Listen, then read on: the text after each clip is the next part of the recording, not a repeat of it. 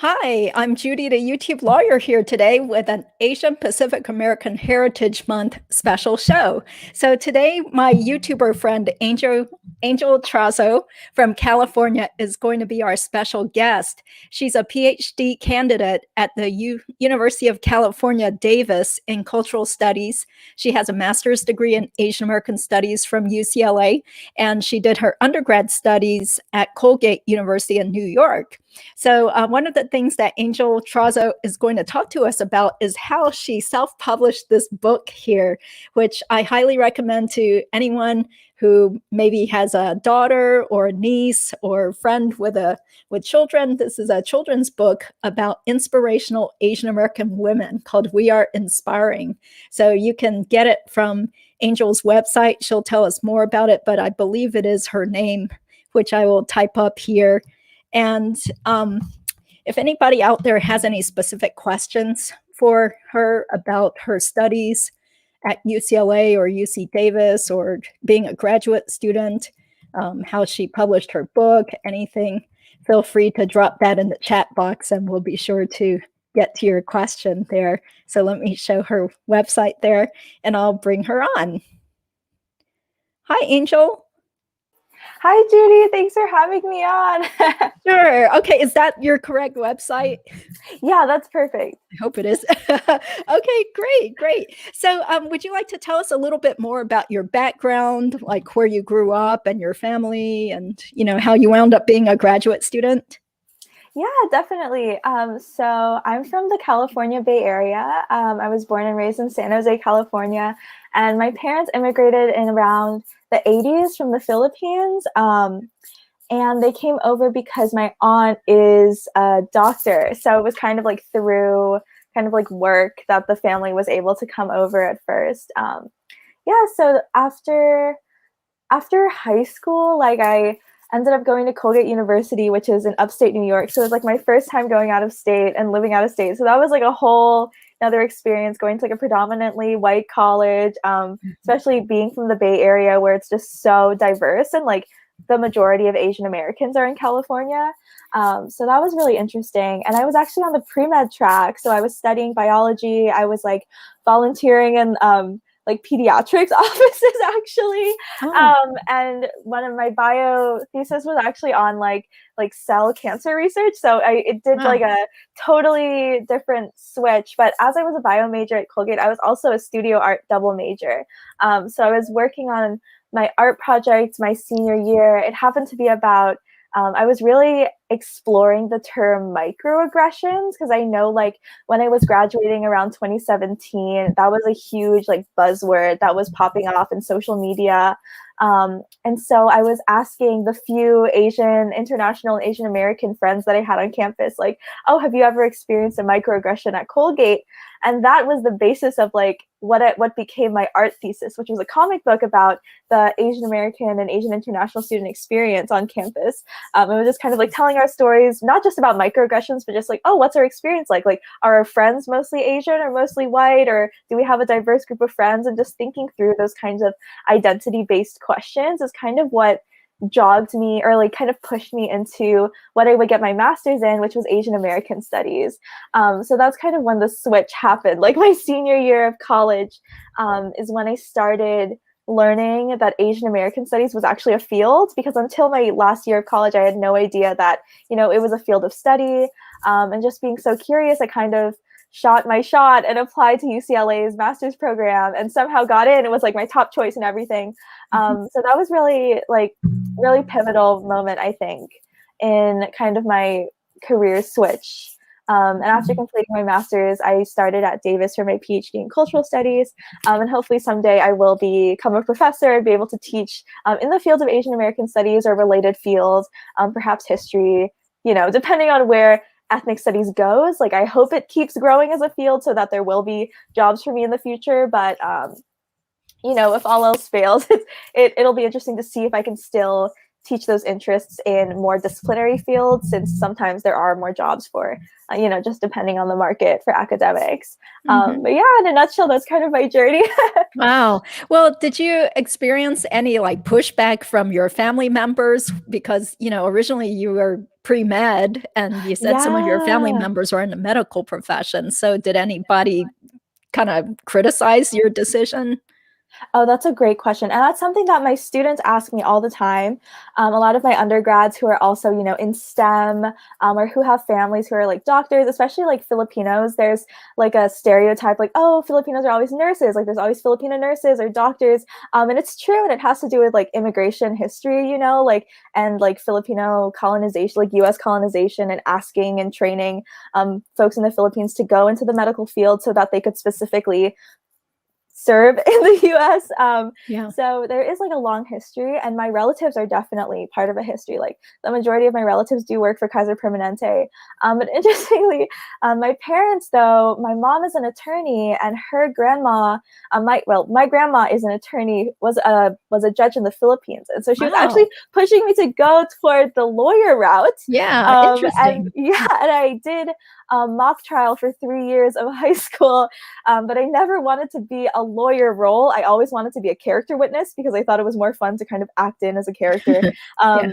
And I think that's when I realized, like, oh, I don't think being a lawyer is like quite the path for me. So that's why I was kind of like, oh, a lot of my cousins are going into nursing or pharmacy.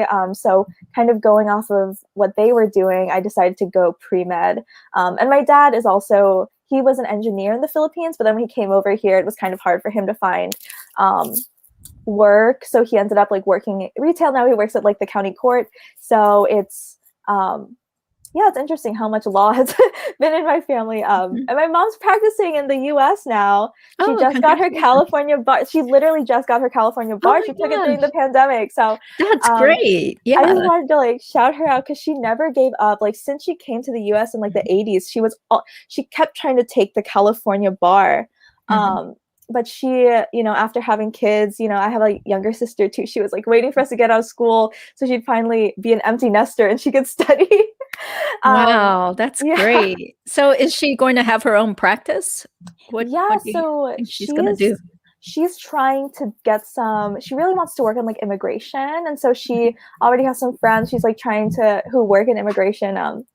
And so she's kind of hanging out in the office of some of her friends, like Filipino AM friends, in their law offices here in the Bay Area, and just trying to take a note from them and hopefully be able to start her own practice or at least get some clients then. Yeah. Yeah, that's great, like all that perseverance after raising her Right? kids. Yeah, like you're never too old to, change careers or focus on your Yeah. own career aspirations. Yeah. Yeah. And I think just her like being so passionate, even though, she had so many like struggles across the way, she always wanted me to also follow my own passion. And even though it's kind of less stable, she's like, oh yeah, I guess, because my sister's also like a sociology and film. So my mom's like, oh no, like you are the cousins who are the dreamers of the families, because literally everyone else is in the medical field. So we're the Mhm. two sisters who are kind of like the dreamers, or the ones who have more unconventional career paths. But luckily my Mhm. parents have both been very supportive. Yeah, and I guess it's kind of hard explaining what I study, but I just kind of tell them that I'm a teacher, and that's what they tell their friends. Oh, she's a teacher, and she also makes children's books. Look, Yeah. children's books. So Yeah, and then maybe she's going to become a professor, so they can yeah, identify with that job. Yeah. yeah. Well, So yeah, it hasn't well, been too seems bad. like yeah, wow, so you really come from, like, upper crust Filipino people, right? Like, everybody was very well Yeah, educated.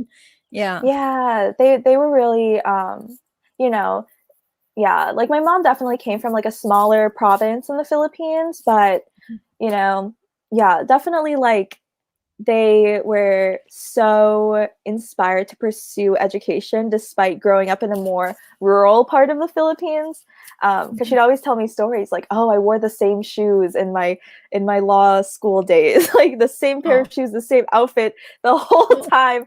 Oh. Even though she went to like one of the schools with a very like sons and daughters of politicians or famous actors or whatever, and she was like, it didn't matter. I was still top of my class, even though they had all the richest tutors. She was Mhm. like, it's all the grit, it's the hard work. Um, Mhm. yeah, really interesting, really interesting. Yeah, maybe you My should write parents' a story. story about your mom and her Oh my family, gosh, I or your would love parents' families. to. Right, Yeah. like family history, I think is just so rich, and that's something that we explore a lot in like Asian American studies, just getting the undergrads to really explore their parents' stories, if their parents are immigrants, if they've been here for generations. Like I do have students who are like 5th generation Japanese American. And you know, everyone's family story is like so rich, and it's also so interconnected with like global historical patterns too. So yeah. Yeah.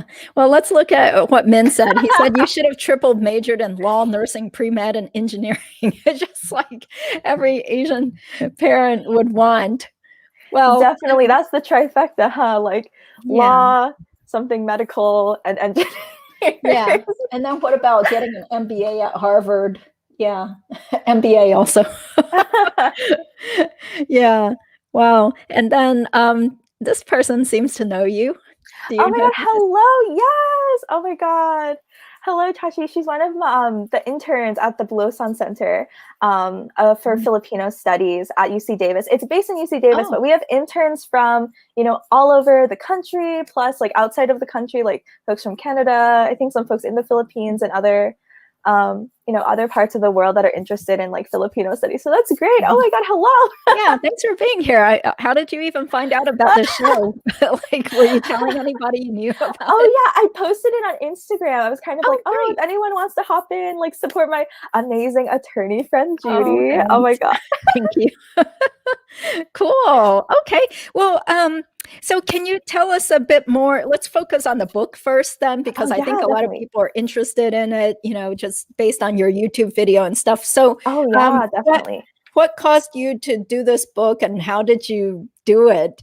You know, like it just seems so daunting to self-publish a book. Yeah, it definitely, I think I was just really excited. Honestly, Judy, I think I was just so like very young. Oh my god. Oh my god. Louise. Hi. So that's my partner. Yeah, I know. Oh my god, that's hilarious.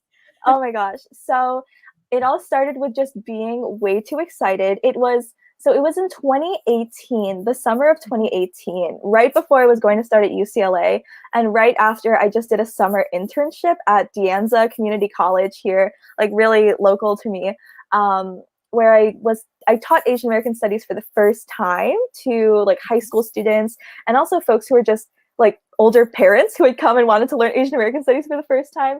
And I was like also seeing books around the like used bookstores, kind of like those Bold Women in Black History by Vashti Harrison was a big one, and like all these like little feminist books. And I was like, oh, are there any books about Asian American women? That was the big question. And I would keep asking people at these bookstores, like, is there a book for Asian American women? Because I'd love to like share this with my students. But there wasn't, and I was so surprised. And so in that 2 weeks before in between ending that summer internship and then starting at UCLA, I just started jotting down ideas. It honestly started with, I want to like, you know, maybe 20 inspirational Asian American women was kind of the goal. And I just started drawing. It was just Googling. It was like, because there wasn't really a comprehensive list. I think the closest thing I got to a comprehensive list was like NBC's, NBC News has like an Asian American page. And so I was kind of looking at what they put for the last Asian Pacific American Heritage Month. And so just basing it off of Google, trying to figure out who I should add and some people that I learned about as I was taking my first Asian American history classes at De Anza. And then I was like, how do you make book? Like, how do you turn it into a book form? And I think that's when I started looking for self-publishing platforms. I actually tried, so I have some props. Here's like the list. I show this in my YouTube video too, but I always show this in like every talk. The list of the folks that I started exploring. Like I knew Helen Zia because she actually visited Colgate when I was an undergrad. And I started doing test prints. I designed everything on Adobe Illustrator because I had, when I was an undergrad, as a studio art major, I was also trying to work as kind of like in graphic design. And so I had some experience drawing with a tablet, and I would like print these out at FedEx. So these are like initial prints from FedEx. Oh, it And looks I was very like, nice. yeah, and I was like, oh my God, FedEx is so expensive. Like, is there any place that would actually like bind the book for me so I wouldn't just have to kind of staple it? Or, you know, it was kind of like in between a zine, like it was kind of like a zine at this stage, and I kind of wanted to make it look a little bit more formal. But something that was still affordable. Like I was literally going into grad school and I hadn't worked a real job. So I actually started a Kickstarter. And so the Kickstarter is when I started seeing that there was enough interest for the book that I was actually going to, you know, go through with printing it.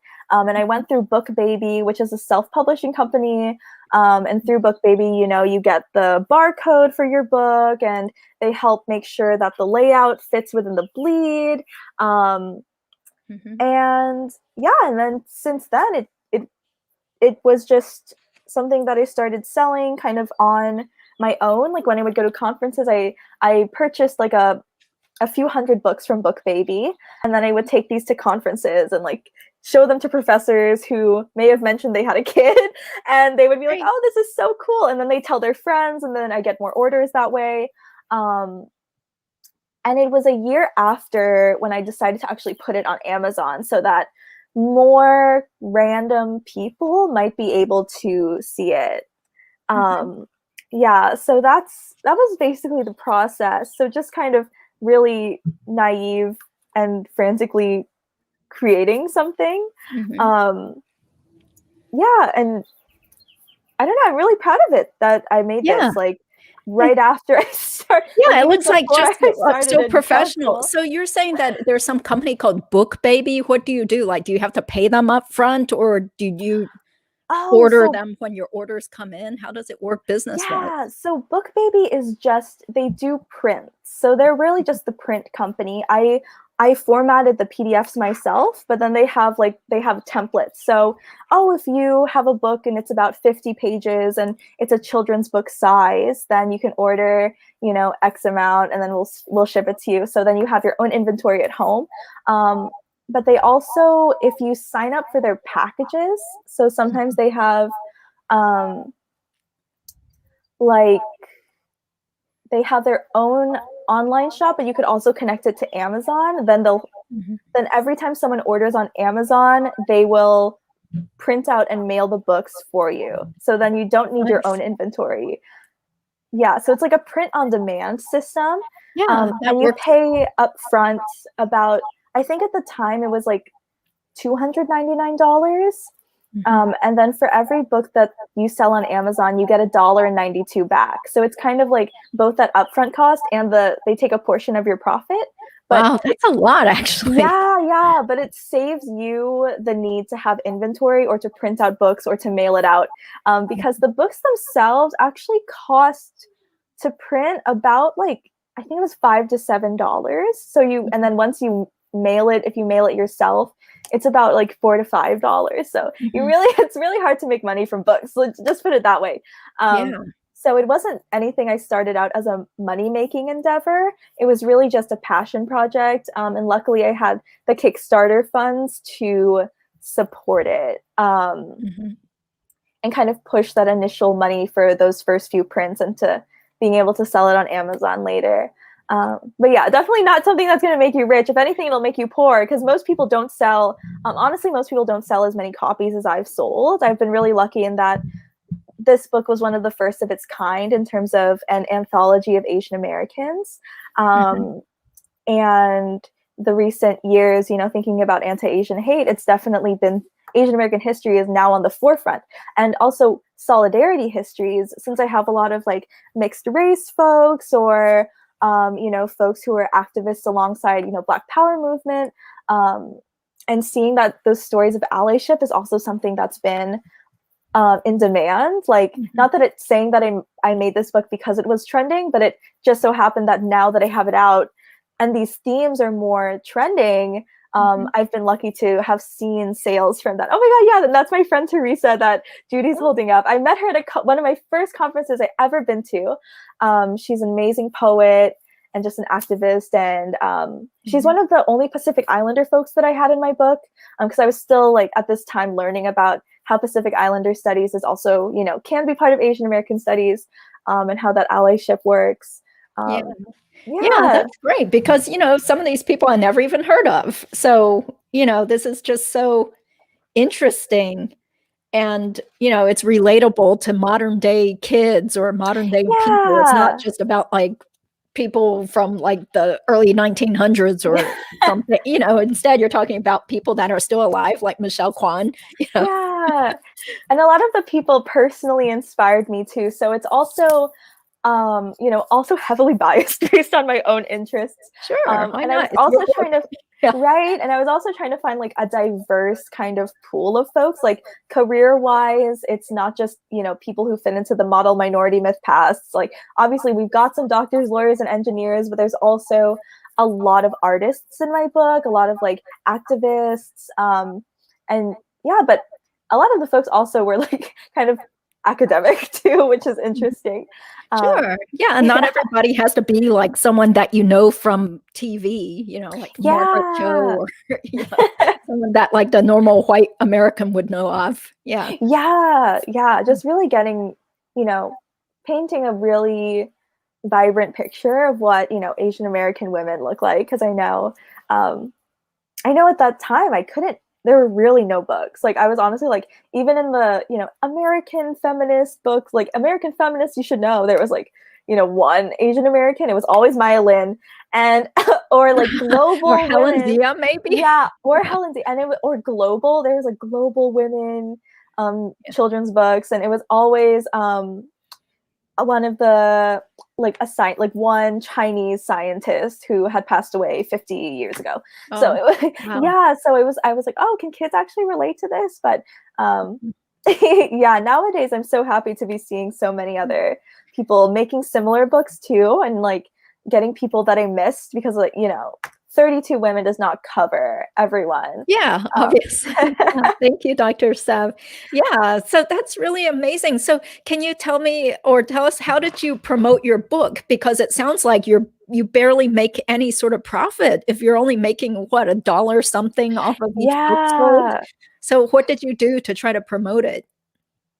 I think what helped a lot was honestly word of mouth, and just the network that I had become entrenched in as I was in grad school. Like UCLA Asian Americans are really supportive of each other. Yeah. And I guess that can be said for most institutions, like where there is Asian American studies, like folks really hype each other up.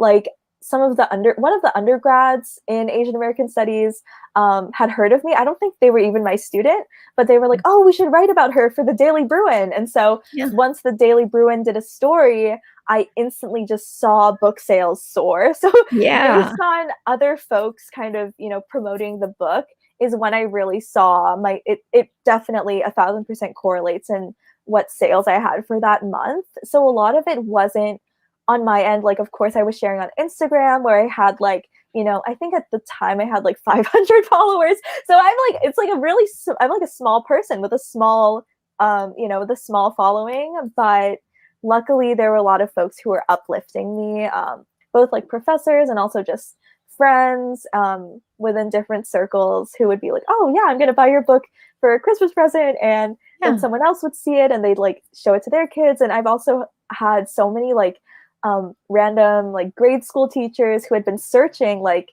Amazon just being a really great search engine for books like this. They were really searching for, Asian American children's books. And so they'd find it, they'd be able to get this in their classroom, and then they'd reach out to me and I'd be like, oh my God, it's so exciting that your random, second grade class in Colorado knows Yeah. about this book.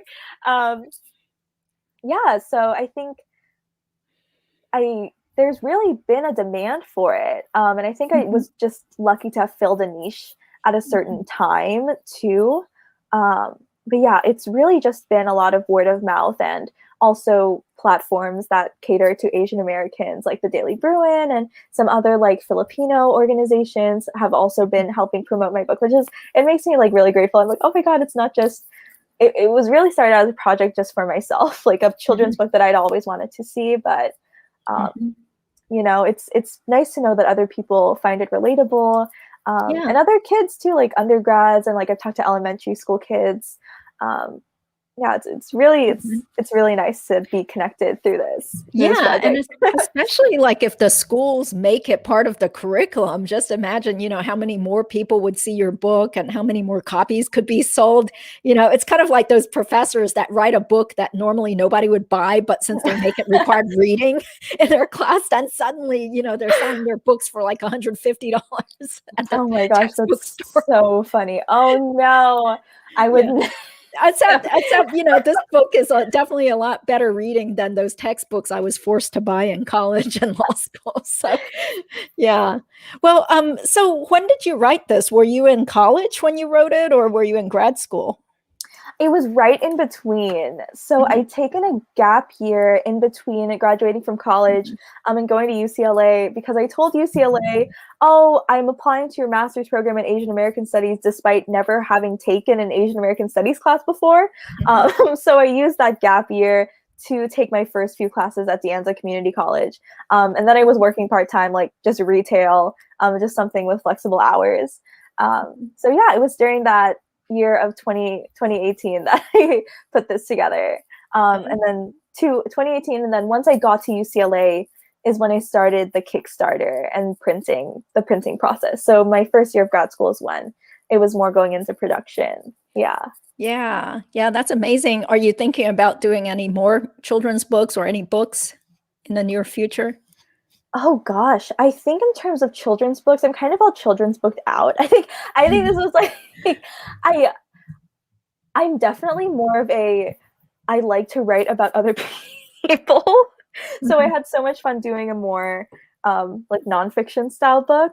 Um, when it comes to children's books, I feel like when you do it fiction, you have to be like very, very creative in that ability to write in that way. Like otherwise I would have to hire a writer and I don't know if and children's books illustrating would be really fun, but it would be something where I'd kind of do it for someone else, but I don't have my own story when it comes to a children's book. Mhm. But I'm really hoping to make a graphic novel at some point. Yeah. That's the fiction story that I've been thinking about is about like at the intersections of like Asian American women and eating disorders is something that a topic that I've wanted to explore for a long time.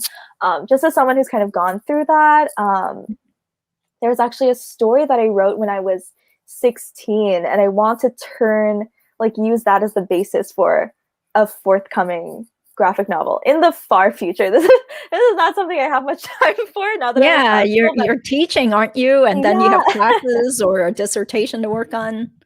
Yeah, but this is definitely like if I were to do another book, it would be more of a YA, like young adult graphic novel that was more Mhm. fictional. Yeah.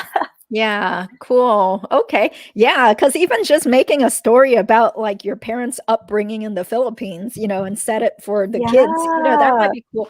Yeah. Have you ever heard of this Japanese American contemporary author? Her name is Sandra Yamamoto or no, Sandra Yamate.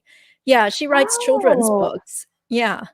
Ooh, I'll have to look her up. I don't think I've heard of her. Oh, okay. Yeah, I think she's actually an attorney, or she used to be an attorney around Oh! Chicago. Yeah, and then I remember buying some of her books from East Wind Bookstore or somewhere when I was living in Aw. the Bay Area, because that's when she started writing these kids' book about, a kid discovering his or her ethnic identity, or Oh, finally, so being proud cute. of their food after the kids make fun of the food or whatever. Mhm. So, yeah. So I guess, like people just assume that children's books are easy to write because they're so short, but on the other hand, it's hard to make it compelling and kid Yeah. friendly. Mhm. And Mhm. there's all of because I know my children's book doesn't conform to industry standards. Like there's a certain word count for every grade level, and there has to be certain learning objectives for every page, and da da da. And so, yeah, I definitely just kind of deviated from that and made Mhm. it in a children's book format. But I feel like it definitely reads more for upper grade levels, if that makes sense. Yeah, Like, probably at least 5th grade level. Yeah. yeah. So, uh, But that's okay, yeah, because yeah, I like the there's friendly it's very format. cute looking. Yeah, yeah, I just love your drawings, like, everything just looks so cute and professional looking, like something you'd really buy at Barnes& and Noble, it's Oh, really that makes me cool. so happy. I Yeah. tried. I think a lot of it does stem from like, studio art background, and also I just had really great like graphic design mentors. And so Yeah.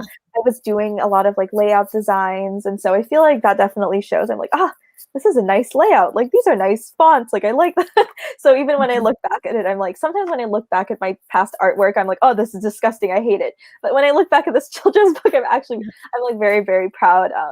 Yeah, because even I think now it's been 3 years, like even in 3 years, like I feel like my drawing style grows so much, but I don't know, this children's book really, it still really makes me happy. I'm like so proud of it, even though, I'm like, oh, I could have drawn this better nowadays. Oh, it looks fine. Yeah, this is just amazing that you created it, and then, so many people actually wanted to buy it or help you promote it and stuff. Yeah. Yeah, I think that was like the most heartwarming part, because sometimes, at least like having gone to Colgate, and kind of being told that, well, Asian American stories aren't that interesting. Like no one would How really be rude. I know. Like, Oh my who's god. the one I who can know. say that? That's Oh like my saying white god. people's stories aren't interesting. What a blanket rude I statement. know. Or Was that like, a professor who said that?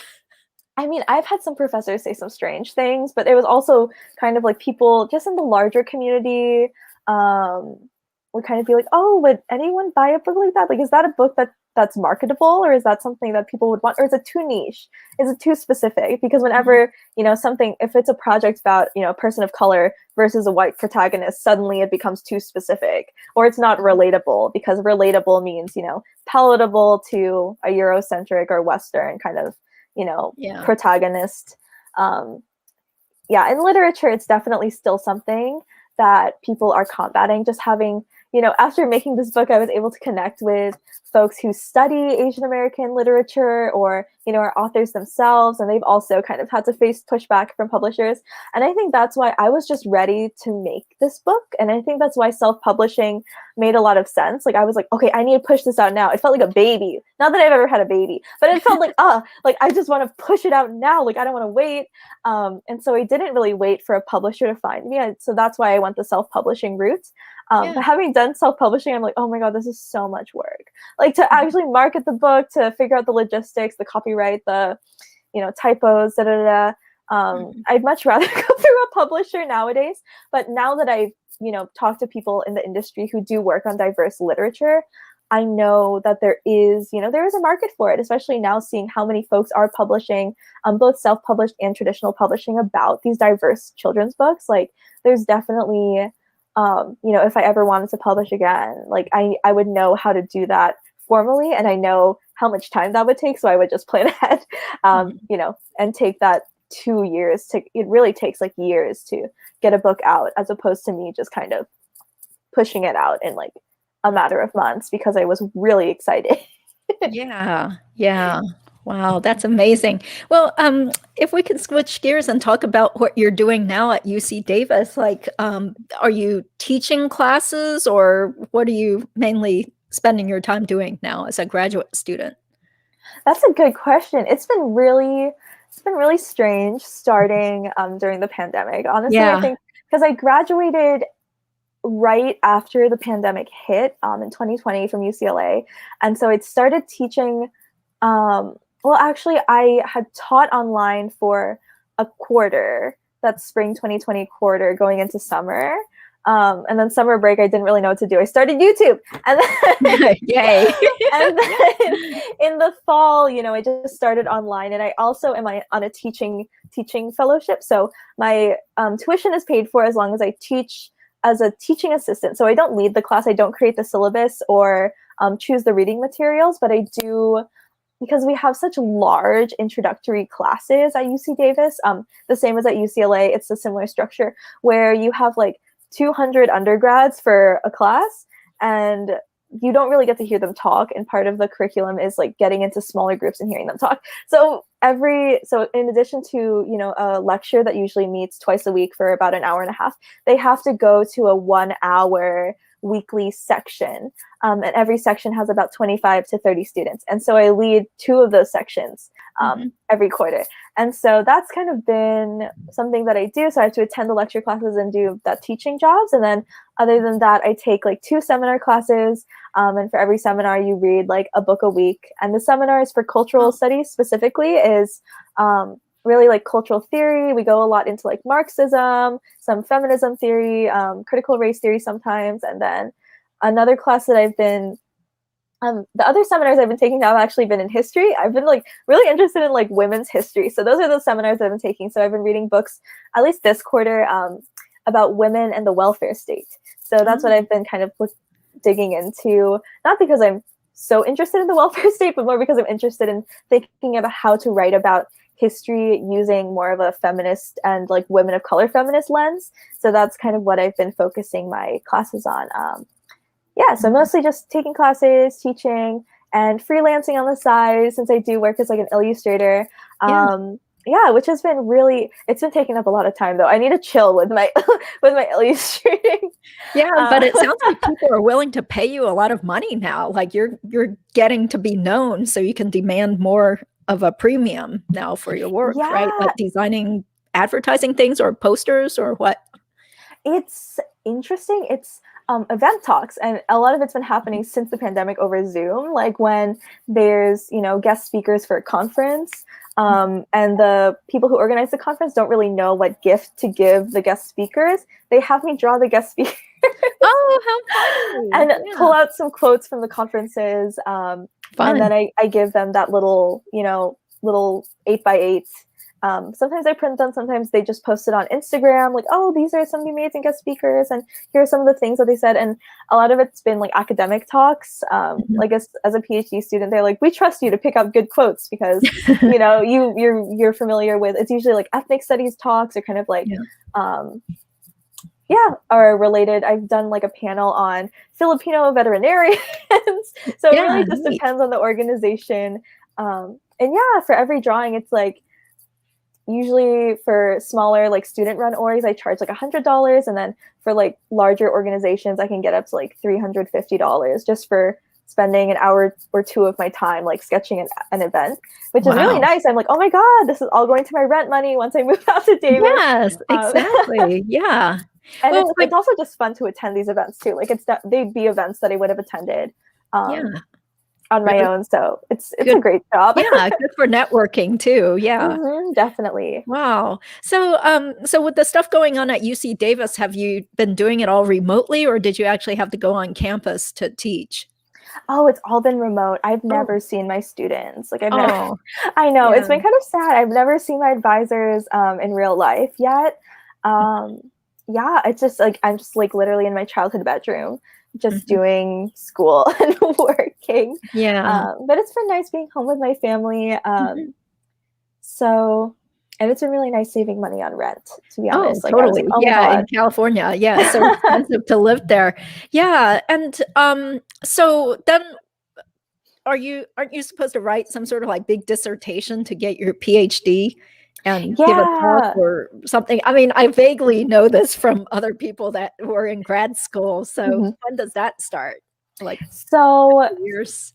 Yeah, it starts in a few years. Like technically, so I'm almost done with my first year, and then I have 4 to 6 more years. They say it's a 3 to 5, or they say it's a 5 to 7 year program, and I'm hoping to get out in 5. So usually by year 3, you have your prospectus, or basically your plan for your dissertation. But most people do start a bit earlier, especially if you have a longer term research project that involves, interviews or going into archives or getting grant money. But yeah, you don't have to be official with your topic until your 3rd year. But I'm definitely starting at least preliminary kind of. I like doing ethnography, so I really like interviewing people, talking to them about. I'm focusing my project on Asian American women and affective anger. So it's a different project than what I've studied before, but definitely conducting interviews is something that I want to start in the fall. Yeah, and still trying to narrow down what that focus really is, and what kind of, since cultural studies is so interdisciplinary, like what kind of fields I want to engage with when it comes to my methods. Did you say affective anger? What is that? Yeah, so thinking about like affect theory is a big thing. So just kind of like collective emotions that may be felt by certain racialized groups. So kind of like when you think about microaggressions, at least a lot of my research has been on microaggressions experienced by Asian American women in higher education. Like how do people respond or react to microaggressions? And I'm kind of thinking about anger and kind of what people would like if Asian American anger, if something can be thought about there, like generatively, especially thinking about the microaggressions that are happening now, like since COVID and the rhetoric of like the Chinese virus, I've already seen like on social media reactions to that. Thank you so much, Dr. Seb. And I'm also kind of looking at cultural productions or like kind of artistic productions that stem from angry Asian American women. If anyone's seen that music video of those 3 like little Asian American girls at the LA library where they were raging, like they were like a screamo band or like a angsty rock band. Yeah, the racist, sexist boy one. Yeah. So kind of productions like that, because there's still that stereotype of Asian American women as like very submissive or docile, but no one ever really talks about generative forms of anger that could stem from those kinds of violences, like those gendered, microaggressions. Like what happens if people turn anger into like artistic production is kind of what I'm looking at. Yeah, like that angry Asian, what is it, angry little Asian girl cartoon? Yeah, the children's that's really funny. I have a T-shirt with her cartoon on it. Oh my gosh. That I got from LA. Yeah, I saw her, the author, at the at a booth at the 626 night market before, like a year before the pandemic started. So that was it was so cool. I was like, oh my god, it's the angry little Asian girl's author. Yeah, it's really funny that she became famous drawing that. Yeah, it's fun. Well, we do have a question here. Dr. Seb is asking, how are you liking being a teaching assistant? I'm a TA for an accounting analysis and a principles of managerial accounting class in a master's program. Ooh, it must be really fun teaching like, master's students. My undergrads are pretty great though. I'm TAing for Asian American history right now. So it's like an introduction to Asian American history. And a lot of it is mostly trying to help them connect their own experiences to what's been going on in Asian American history. And I feel like that's kind of been the main talking point, because I basically just lead them in discussing for an hour. This is when I kind of encourage them. Like they get participation for talking. So we usually just kind of center it around a short presentation and then having mostly discussion questions about the material, the readings that week. And as long as I hear everyone talk, then they get their participation credit. But yeah, it's been really great. I miss seeing everyone in person, but it hasn't been too bad on Zoom, just because, I can wear pajama pants and it's comfortable when you're at home. Right. Yeah. It's a little less performative too, because it's like, oh, I don't really have to move around as much, or if they're not being engaged, I think the saddest part is that I can't even see them.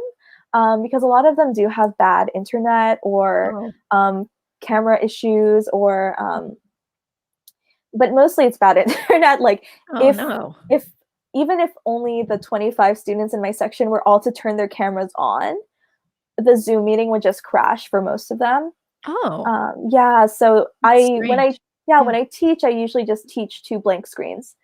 Oh, that's so weird. Yeah, it's kind of like anybody is out there then. It's such a weird feeling. Yeah. Yeah. So, and when they talk, but they do talk, so you just kind of see their little boxes glow, and then you hear their voices. But I've never seen the majority of them for the most part. Yeah, it's really strange. Thanks, Dr. Mike, for being here also, one of our friends from the Subtle Asian Influence Facebook group. Yeah, so interesting. So would you like to tell us a little bit more about your foray into YouTube and what your experience has been doing your YouTube channel? It's been so fun. I feel like I honestly just wanted to try it out. And I don't know. I came into it with a goal like, oh my god, I really want to like get free stuff. Like I want to see what it's like to actually get. I want to get free stuff. Well, you started getting free stuff, right? That Oh my jewelry was God. really nice. And that octopus, I couldn't believe your unbridled happiness when you opened Oh the my octopus toy. She's getting free stuff now as a YouTube star. Yeah. Oh my gosh, I was so surprised because usually people hype up, get to 1K subscribers and 4,000 watch hours. I'm not even close, Judy, and it's almost been a year, and I don't even care because I've already reached my goal of getting a free octopus. All I wanted is this $16 octopus stuffed animal. Yeah, I honestly just wanted to connect with people, and I've connected with you and so many other friends. I really just wanted to see if I could finagle my way into getting free stuff.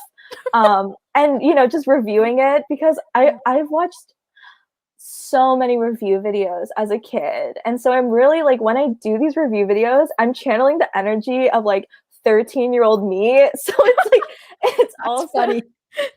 It's also just been so fun. And I've always wanted to try. I've like dead ass always wanted to try Yes Style. And I finally got them to send me some free stuff. So I'm like so happy. I don't know how, because my youth, I always thought you had to have like 1K to get any free stuff, but now I get to review, and I'm like, my reviews are so honest. I'm honestly so shocked when companies ask me to actually review things, because Yes Style, like, their clothes feel fake.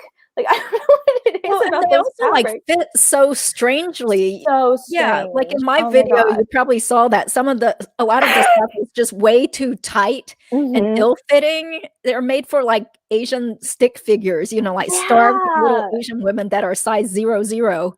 But but then there was that one sweater dress that was humongous. I was swimming in it. But then again, on the pictures on the website, even their skinny models look like they were swimming around in a potato sack, but they didn't look too bad because they're like skinny little skeletons, wearing a giant, potato sack sweater dress. And I'm like, ooh, is that the look that people like in wherever it is, Hong Kong or Korea or something? Right? Oh my God. I think their clothes are wacky. I will never buy anything from Yes Style again. I mean, maybe the cosmetics and the jewelry stuff is fun for younger people, but yeah, the clothes were just totally mostly just like what a waste of money, because it's such a hassle to try to return stuff. It takes so long. Yeah. It just takes so long to come, and then so I'm so excited to do a review. Oh my God, because I'm ready. Yeah. So what else are you planning on reviewing then? What's coming up on your channel? Oh my God. So I have a Yes Style review. I also tried out Zaful.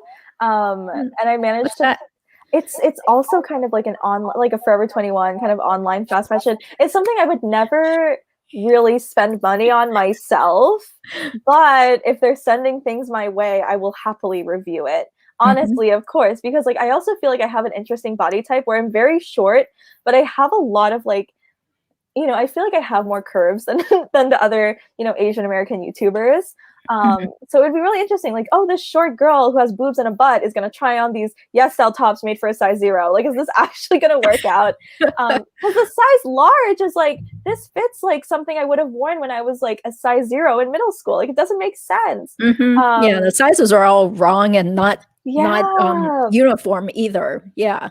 So it'll be very interesting, because I feel like so many of the Yes Style hauls are like it's like very slim girls trying on clothing meant for, with very slim models already. It's like, okay, that's not helpful. Let me show you what it looks like.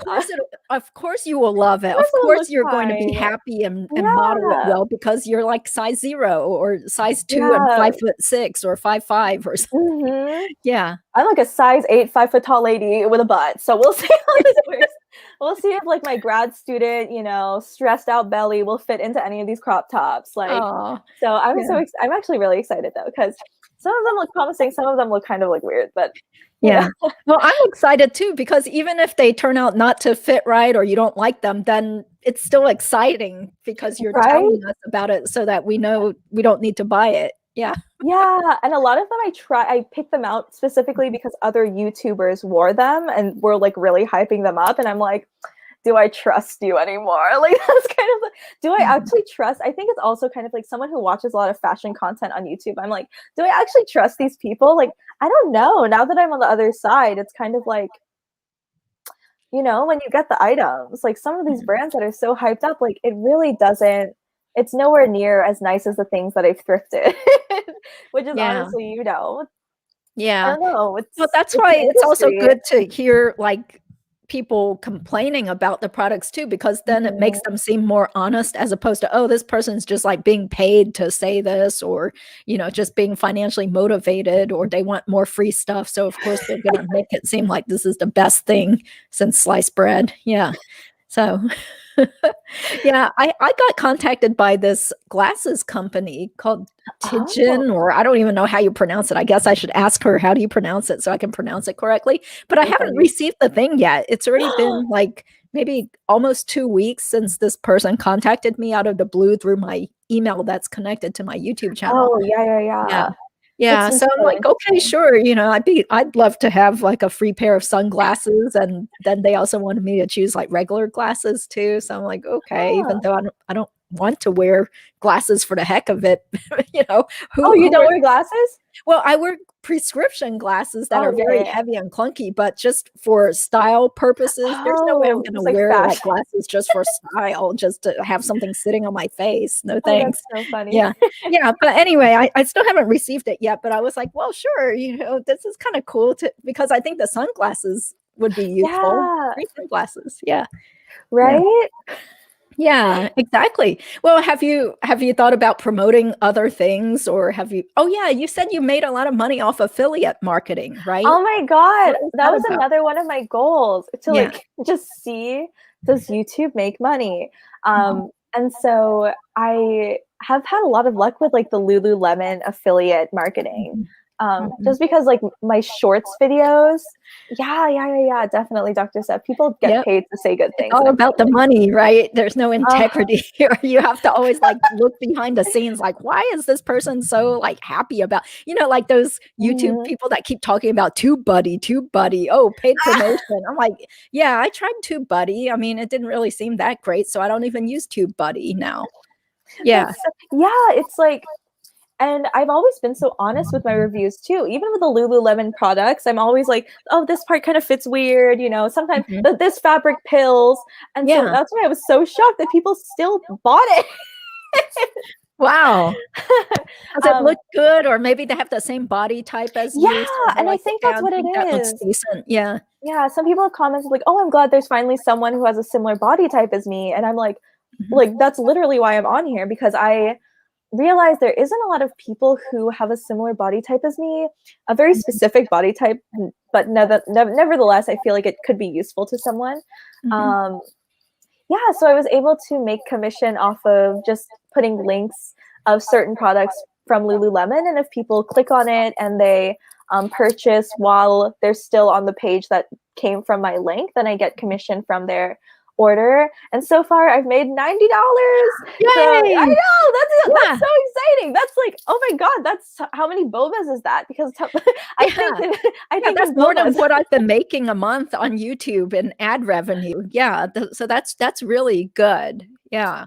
Yeah, it's like, and I'm, YouTube is definitely not something where I have like a lot of planning. Like if you look at my channel, it's really just, um, like I just have a lot of energy, and sometimes I just want to share something. Sure. Yeah. And so it's just been from boba to fashion, and I have a Yeah. video coming Same. up where I talk more about like my freelance art. So because people have been like, oh, like how do you get jobs, or how do you come up with your hourly rate? And so for a lot Mhm. of people, they don't like to talk about their hourly rate, Mhm. or how much money they make from certain small artistic projects. And I'm like, I guess since I have no shame, or I'm just like, I'm just so I'm You're so honest. new. You don't mind Yeah. sharing your personal information. Yeah. Yeah, when it comes to small kind of financial things like that, like, oh, I'm totally fine with, letting you know how much I made for this drawing in case, because I feel like that information is so few and far between. Like people really don't like to share their commissions, their commission rates. But I guess a lot of them are also kind of like working in professional fields, like they're not allowed to share or disclose that kind of information. And I literally just work for myself. And so Mhm. um, I'm totally fine to like disclosing this information because I Yeah, think it's really interesting, and I haven't seen I enough think so. about it, especially for something so specific as, illustrating Asian American people. Like who gets paid for that? Like, oh my god, you Mhm. can get paid for that first of all, and also how much is, something Yeah. reasonable. Well, I think that might get you a lot of views, like something that is so specific that nobody else is talking about. Like, can you really make money, or how to make money as an artist? How to make Yeah. money as an Asian American artist, or yeah. Yeah, it's just like I think freelancing too, like some people are kind of like me, like really enthusiastic about, doing illustration, but they never really know, they don't know how to not sell themselves so short. Because I was looking at some of my commission rates from literally last year, and I was charging $50 for something that now I charge $350. Oh, So yeah, it's yeah. honestly been, again, like other people giving me so much advice, and I'm just like willing to pass on that advice from other, I guess, not even people in the arts, but people who are funders of the arts. Like, oh, the Mhm. lovely people who are kind of the backers of certain organizations are like, no, that organization does have money. Like, you should really push for more if it's coming from an organization versus, a small student club or something like that. So just little things people don't really think about. I think it would be helpful to give people the inside scoop on Mhm. commissions. Yeah. Yeah, that's right. Wow. Okay. Well, is there anything else that you've been like doing for Asian Pacific American Heritage Month, or have you been involved in stuff at UC Davis for any celebrations? Mostly just drawing people at events. Drawing people. That's great. And yeah, I'm going to like some small student run conferences, and I've done some book talks too, which has been really fun. Just like small things with like small museum events and stuff like that, all over Zoom. Um, but yeah, that's how I've been celebrating. Just still trying to connect with people over Zoom. Um, but yeah, this has been so fun. Oh my God, Yeah. YouTube friends. Yeah, yeah. Hopefully more people will subscribe to your channel, because I think that you do have like very interesting videos that aren't too long. So that Mm, also helps you with your retention rate when people are watching more of, yeah. say, like a 6 or 7 minute video. Yeah. Because I think my mistake early on was I was making videos that were way too long, like over 20 or 24 minutes long. And then that ruins your retention rate, because nobody's going to watch such Oh. a long video. So yeah, so I think you have short, succinct, and you know exactly what the theme of the video is. Like today, I'm going to show you all my thrift haul from whatever store, or I'm showing you how what is it called? Like a Zitra? I've never even heard of that Oh, brand before. Like, this is how the clothes fit from my latest haul from whatever that company oh was. yeah, Aritzia. Aritzia, not That's Aritra. I don't hilarious. know. I've No, never even no, no. heard of it. It's Yeah. I only heard of it because I used to work at the mall, like the Valley Fair Mall in San Jose, and it was like Yeah. I used to work at that Nordstrom, and it was like right across from that Nordstrom, and I would like browse it during my breaks. Uh-huh. But yeah, ooh, that store has taken too much of my money. I've taken a break from them. I was like, I need to chill with you, Aritzia. Like, I've just been relying on my free stuff to wear this summer. I'm not buying anything Yeah, myself. yeah, because I do recall like some of the clothes that you feature, the retail prices are Oh ridiculous, like my God. $90 for some pants, or $90 for, like Yeah, a top that's like for a over top. 60 or $70. Yeah, Oh yeah, it's so definitely expensive. like I was like, "Oh my God, why do I keep." I definitely was going through a shopaholic phase during the pandemic too. Mhm, And making YouTube videos about it has definitely held me accountable. Like now I'm looking back at those videos like, wow, I spent way too much money.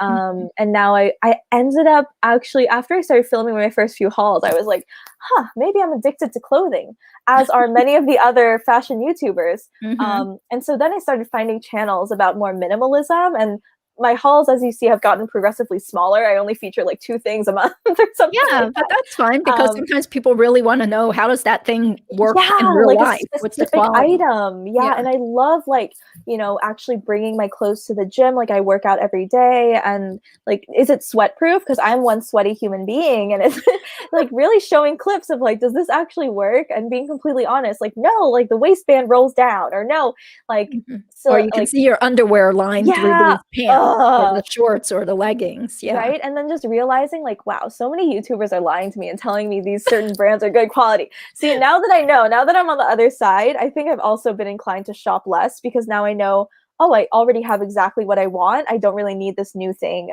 And I'm just gonna return it after trying it on, because Yeah. honestly, Oh.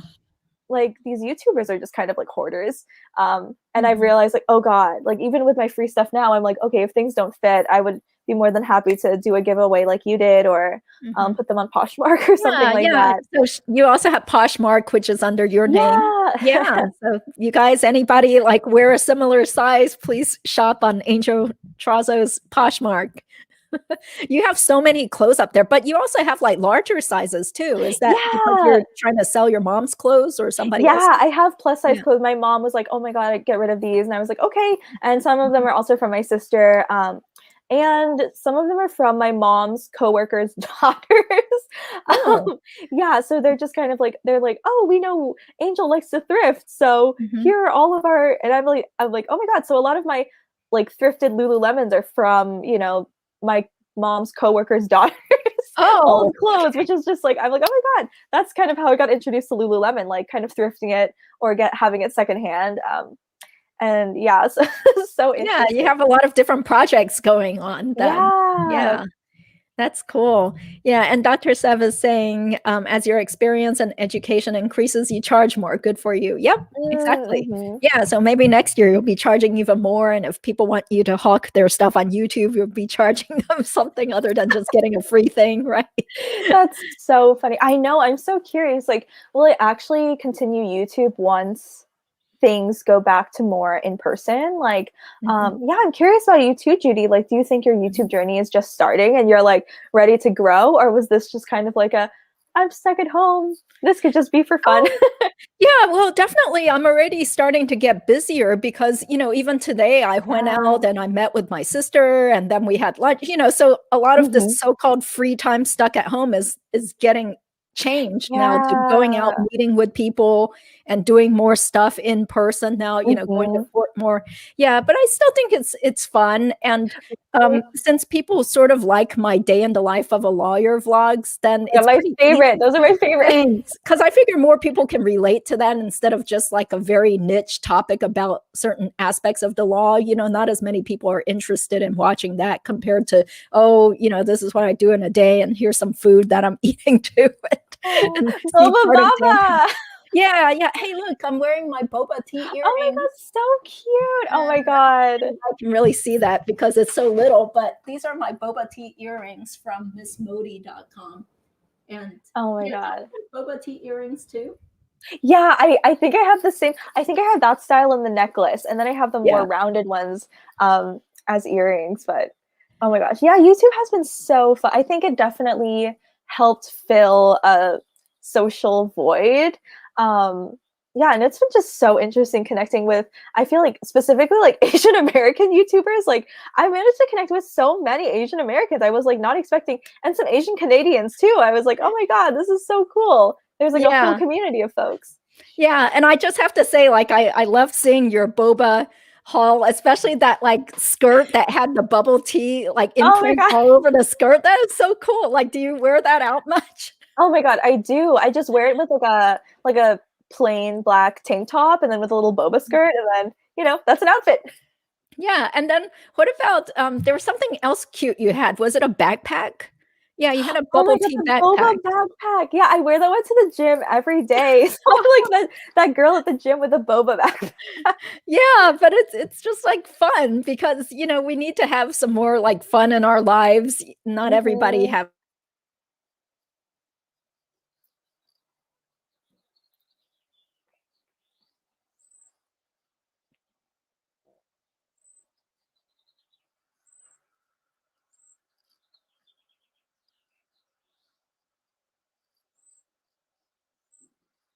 Uh-oh. Did it freeze?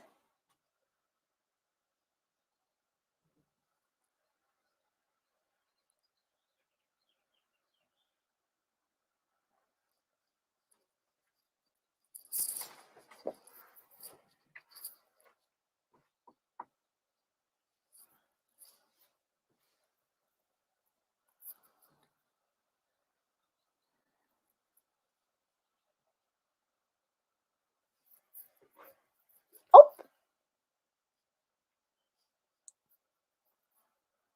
Oh no. I think Judy's internet dropped. So we'll wait for her to get back on.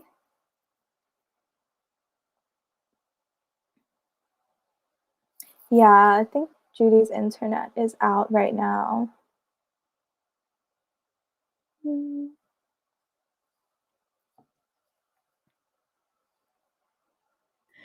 Are you there? Yeah. Oh my gosh, that was so weird. Like suddenly, like our pictures disappeared and it just turned into a black screen with a scrolling little white circle. And then it said Oh check your internet connection. So I think my internet connection just went down briefly. Oh, well, anyway, it's probably been over an hour. So sorry about that. That's never happened during any one of my live streams. no. Oh, Yes. that's so Thank you funny. for being here still, Dr. Sev. Dr. Sev does her own live stream shows, so she probably can identify with some technical issues coming up. Yeah. But I really appreciate you taking time from your schedule to talk to us, especially with Asian Pacific American Heritage Month. And, you know, I was like, oh, I should do something, you know, to like bring attention to, you know, the history of Asian Americans or Asian American women in particular. So you guys out there who might be watching on replay, please take a look at angeltrazo.com. Her website is where you can purchase this book. Is there a way for people to purchase directly from you so you can make more money, or does it always just only give you like $1 something in profit? Yeah, people could also just send me a message or email me. And I can just ship from my house. I do have inventory in my house still. Oh, okay. So, Yeah. So it's only if people order from Amazon that you get such a smidgen, right? Yeah, but Oh, it is the fastest way. And it, you know, in the end of the day, I don't lose too much money since it does take a bit of money to print the book and mail it out anyway. So the margin is actually, I would have only made like $3 off of it had I sold it myself. So I it's see. still pretty similar in margin. Yeah. But yeah. Yeah, but ultimately, you know, it's still great that, you know, people want to spread the message, because once people get the book, then they might like have multiple children who read it or pass it on to somebody else or bring it to their school. Yeah, because I'm thinking, you know, maybe I'll see if my kid's school wants a copy or two, you know, because they Oh, probably don't have this book, right? You know, it's not something that's readily available in most libraries, especially on the East Coast or in North that's so Carolina. true. Yeah. Yeah. And you definitely know there is an Asian American kid who might just pick it up and be like, or be doing a research project on, you know, like Asian American women, and then they'll see this book. Because I remember even as an elementary schooler, I wanted to do projects on Asian American women. And the only book I could find in my library was a biography on Michelle Kwan. So I was like really Oh, happy yeah. about that, though. I was like, oh my God, it was Michelle. Mhm. So Yeah, yeah. cool. Okay. Oh, I also have a question, Judy, about Yeah. live streams. So do you Yes. get watch time if people watch them as a replay? Yes. Yes, Oh, okay. definitely. Yeah, so you should start doing live streams. See, just like me and Dr. Sav Talks Money, you know, this is how we're growing our channels. And it's so much more fun than spending half a day editing a video. You know, editing Yeah. is just such a pain. I hate editing. I don't know how you feel about editing your videos, but it can be so frustrating, you know, when you Yeah. find errors after you thought you were done and you Mhm. processed a whole video and then it's like, oh, it cut off part of this, or oh no, you know, like something went wrong with the whatever text or things that show up. Yeah, Yeah. so live streaming is really something you should do to also grow your channel and get more watch hours. And you can get a free StreamYard account. Just go to streamyard.com and then you know, create an account there. And then when you want to create a broadcast, you create it through streamyard.com because you hook it up to your YouTube account. So yeah, so Mm. to initiate the live stream, you would go to streamyard.com, click on create a broadcast, and then you type in the title and the description and schedule it for whatever time you want it to start. And then you can just make a new, what do you call it, like a thumbnail to upload to the YouTube studio, so that you have a real thumbnail for your live stream. And then when it's time for your live stream, once again, you do it through StreamYard.com, not through Mm. YouTube.com. Yeah, you just click on your scheduled broadcast and say, enter the broadcast studio. And then that's it. I mean, it's just so easy Yeah, and it's this is like a free. great, it seems like a Yeah. great platform too. Like, I love when the comments pop up. That's actually really fun. Like, that's Yeah. a really cool feature. Yeah. Okay. Yeah, So we'll cool. definitely do our best, to try to promote Angel's book some more also. Yeah, maybe I'll post it to some more of those like Asian American activist Facebook groups that I'm on if they'll allow Aw. me to. So, yeah. So, yeah, I can't wait to see what you do if you do decide to live stream, because that's like the quickest way to get more viewing time. And most of the Yeah. live streams would be at least about an hour anyway. Whereas if you just made a video, it could take you forever to make a 6-minute video. And then you only get 6 minutes of watch time from that one person versus, with a live stream, people are more willing, I think in my experience, more willing to watch at least 15 minutes or even half an hour Mm. of a live stream show. Yeah. Oh, and Dr. Sev is saying something. You can stream to more than one location too at the same time. Oh yeah, like for example, what is it? Is it like Facebook or something? Yeah, I've never tried to Oh. stream to another location, but apparently there are other, venues where you can stream your show to try to get more viewership. But I just basically stick to YouTube. I think that's enough promotion for myself. Yeah. So yeah, but good luck with your channel, and I'll definitely keep seeing you on our Facebook groups. And I really appreciate, you and Dr. Sev and all our other YouTube friends. It's been great meeting people Aw. doing this. Right? Yeah. So, okay, well, happy APA Heritage Month also, Woo! then. Okay, thanks for being here. Yeah, thanks so much, Judy, for having me. Sure. It's so fun to talk to you in real life I because it's know. usually How like just funny. commenting. Oh, okay. Oh, yeah. So she's saying Facebook, LinkedIn. Oh, LinkedIn? Really? Well, I quit LinkedIn because after a while I felt LinkedIn was just a waste of time for me. So, yeah. And Facebook, like a lot of my Facebook friends don't even really seem to care about my channel, or they don't. Only some Oh. of them watch. Yeah, some of them do. But I think in general, it's like if it's going to be on YouTube, people who like watching YouTube are going to watch anyway. Yeah. So I don't Mhm. really, I don't know. I mean, I guess it's up to the individual channel and where you think that people are going to find you. Like for you, since you're younger, maybe marketing a lot on Instagram and doing your Instagram stories would really Mm. help you. Yeah. So, okay, great. Okay, well, hope everybody enjoys the rest of the evening, and thank you so much for watching. Okay, take care.